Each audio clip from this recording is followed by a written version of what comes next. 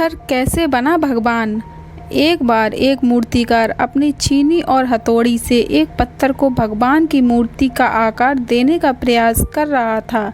जैसे ही वह छेनी पर अपना हथौड़ा चलाता, वह पत्थर चिल्लाने लगता और कहने लगता कि यह क्या कर रहे हो, मुझे इतना मार क्यों रहे हो, मुझे बहुत दुख हो रहा है, तकलीफ़ हो रही है, पीड़ा हो रही है, मुझे अपने हाल पर छोड़ दो और यहाँ से चले जाओ। मूर्तिकार ने उस पत्थर से कहा, मुझे बहुत अच्छे से पता है कि तुम्हें बहुत ज़्यादा दर्द हो रहा है, तकलीफ़ हो रही है और तुम बहुत ही ज़्यादा पीड़ा में हो, लेकिन यदि आज तुमने इस दर्द को नहीं सहा, इस तकलीफ़ को नहीं सहा, तो जीवन भर तुम यहीं इसी प्रकार से पड़े रहोगे।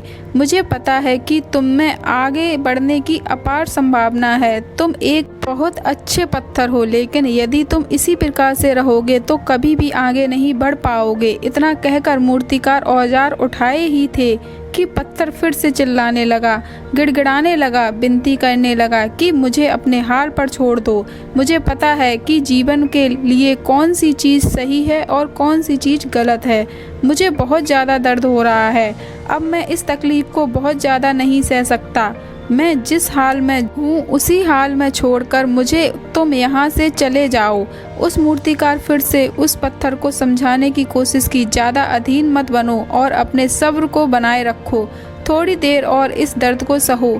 यदि इस दर्द को सह लिया तो मैं भगवान की मूर्ति के रूप में तुम्हारी स्थापना करूँगा और फिर दूर दूर से लोग पूजा करने आएंगे और पंडित और लोग तुम्हारी सेवा करेंगे। लेकिन पत्थर ने इस मूर्तिकार की एक भी बात नहीं मानी, वह चिल्लाता रहा और अपनी बात पर अड़ा रहा। मूर्तिकार ने उस पत्थर को समझाने की बहुत कोशिश की, लेकिन वो पत्थर नहीं माना।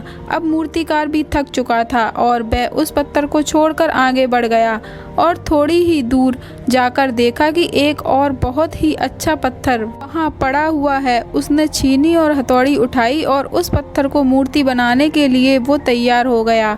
मूर्तिकार ने छीनी और हथौड़ी का बार दूसरे पत्थर पर जारी रखा। दूसरे पत्थर को भी दर्द हुआ, तकलीफ उससे भी हुई, लेकिन उस पत्थर ने बर्दाश्त कर लिया और देखते ही देखते थोड़े समय के बाद उस पत्थर ने भगवान की मूर्ति का रूप धारण कर लिया। थोड़ी दिन बाद उस मूर्ति की एक मंदिर में स्थापना हो गई। धीरे धीरे करके लोग वह पूजा पाठ करने आने लगे। लोगों की मन्नतें वहाँ से पूरी होने लगी और वह मंदिर बहुत ही ज़्यादा प्रसिद्ध हो गया। अब धीरे धीरे करके दूर दूर के गांव से लोग वहाँ पूजा पाठ करने आने लगे। फिर एक दिन और उससे पत्थर को उसी मंदिर में लाया गया और उसे एक कोने में रख दिया गया। अब लोग आते और उस पर नारियल फोड़ते। यह कोई और पत्थर नहीं बल्कि वही पत्थर था जिसने दर्द को नहीं सहा था। अब वो पत्थर मन ही मन बहुत ज़्यादा पछता रहा था, दुखी हो रहा था और अपने आप से कह रहा था कि काश मैंने उस दिन उस दर्द को, उस तकलीफ़ को सह लिया होता तो आज लोग मेरी भी पूजा करते।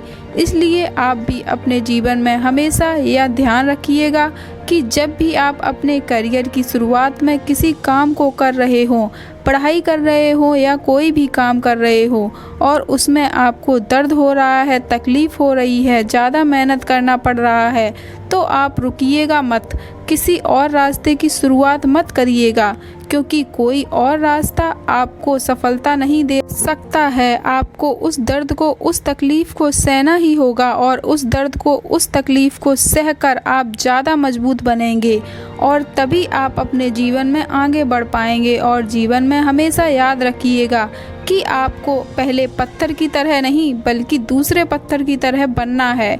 यह छोटी सी कहानी आपको कैसी लगी और इसी प्रकार की कहानियों को सुनने के लिए मेरे चैनल को सब्सक्राइब, लाइक एंड कमेंट करें। Thank you for watching.